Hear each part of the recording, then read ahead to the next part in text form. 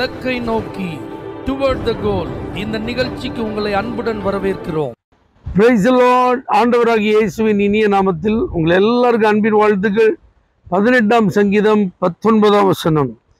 என்மேல் பிரியமாயிருந்தபடியால் என்னை தப்புவித்தார். தாவீது தன்னுடைய வாழ்வில் அவருடைய எல்லா சத்துருக்கள் கையிலிருந்தும், குறிப்பாக சவுலின் கையிலிருந்தும் ஆண்டவர் அவனை விடுவித்த போது கர்த்தருக்கு நன்றியோடு சாட்சியாய் பாடின ஒரு சங்கீதம் தான் இந்த சங்கீதம். பாருங்க, இவனுடைய வாழ்வில் இந்த தாவீது மேல கர்த்தர் பிரியமா இருந்தாராம். அவனுடைய வாழ்க்கையின் அனுபவங்களை பாருங்க. தகப்பனும் தாயும் என்னை கைவிட்டாலும் அப்படின்னு எழுதியிருப்பார். அப்போ ஒரு குறிப்பிட்ட காலம் வரும்போது அவங்க தகப்பன் தாயார் அவன் மேல பிரியமாய் இல்லாமல் இருந்திருந்தார். ஆனா கர்த்தர் அவன் மேல பிரியமா இருந்ததுனால அவனை வரவழைத்து அவன் மேல அபிஷேகத்தை ஊற்றினார். என் சொந்த தாயின் பிள்ளைகளுக்கு நான் ஒரு வேற்று மனுஷனை போலானேன் அப்படின்னு சொல்றோம். கூட பிறந்தவங்க தான், ஆனா அவங்க அவன் மேல பிரியமா இல்லாத ஒரு சூழ்நிலை இருந்திருக்கு.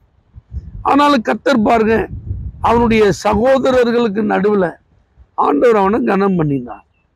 பொண்ணு கொடுத்த மாமா தான் சவுல். இந்த சவுல் தாவீதின் மேல எப்படி இல்லை, பிரியமா இல்லை, அவனை கொல்லணும்னு சொல்லி பல விதங்களில் அவனுக்கு விரோதமா போராடினான். ஆனா கர்த்தருடைய பிரியம் தாவீதின் மேல இருந்ததுனால அவன் கைக்கு ஆண்டவர் தப்பு பண்ணினார். பெற்றெடுத்த மகன் அப்சலோம் தன் தகப்பன் ராஜாவா இருக்கிறத விரும்பாம தான் ராஜாவாக வேண்டும் என்று விரும்பி தகப்பனுக்கே எதிராக எழும்பினான். ஆனா பாருங்க, ஆண்டுடைய பிரியம் அப்சலோம் மேல இல்லை, தாவீதின் மேலதான் இருந்துச்சு. அதனால தாவீத கர்த்தர் அவருடைய கையில் இருந்தும் தப்ப பண்ணினார்.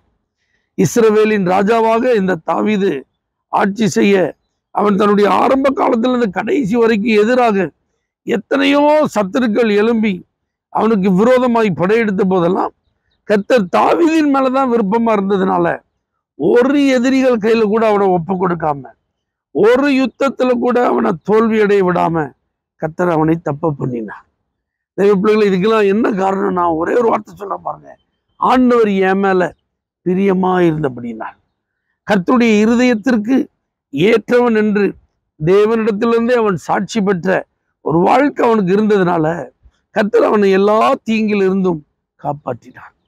அப்ப நம்ம கவனம் இவங்க கையிலிருந்து தப்பணும், அவங்க கையிலிருந்து தப்பணும், இவங்க கண்ணுக்கு முன்னாடி இதை செஞ்சு காட்டிடணும், இவங்களுக்கு முன்னாடி வாழ்ந்து காட்டிடணும், இவங்களுக்கு முன்னாடி உயர்ந்துடணும், இவங்க என்னை துரத்தி வர்றதுக்குள்ள எஸ்கேப் ஆயிரும். இப்படியே நம்ம அதுல கவனம் செலுத்துறதெல்லாம் விட்டுட்டு நான் கர்த்தருக்கு பிரியமா இருக்கணும், ஆண்டவர் என் மேல பிரியமா இருக்கணும், இதுல நம்ம கவனம் செலுத்துவோமானால் நிச்சயமாக ஆண்டவர் நம்மை தாவீதை தப்பு பண்ணினது போல நமக்கு எதிரான கண்ணிகள், வலைகள், ஆபத்துகள், விக்கினங்கள், விபத்துக்கள், நாசமோசங்கள், சத்துருக்கள், தீமையான எந்த காரியம் வந்தாலும் எல்லாவற்றிலும் இருந்து தப்ப பண்ணுவார்.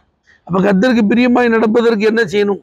பரிசுத்த ஆவியானவரை துக்கப்படுத்தாம துதித்து பாடுங்கள், ஆராதித்து தேவனுடைய பிரசன்னத்திலேயே இணைந்திருங்கள்.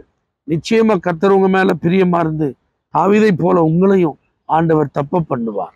பரலோக தேவனே, நாங்க உங்களை பிரியப்படுத்துறது எப்படி, உமக்கு பிரியமா வாழ்றது எப்படி, அதையே நாங்க நினைச்சு அதற்கு ஏற்றார் போலே வாழ எங்களுக்கு கிருபைத்தார். இயேசுவின் நாமத்தில் பிதாவே, amen. Pastor J Jayakumar, El Shaddai ministries, 9500252586, Surandai.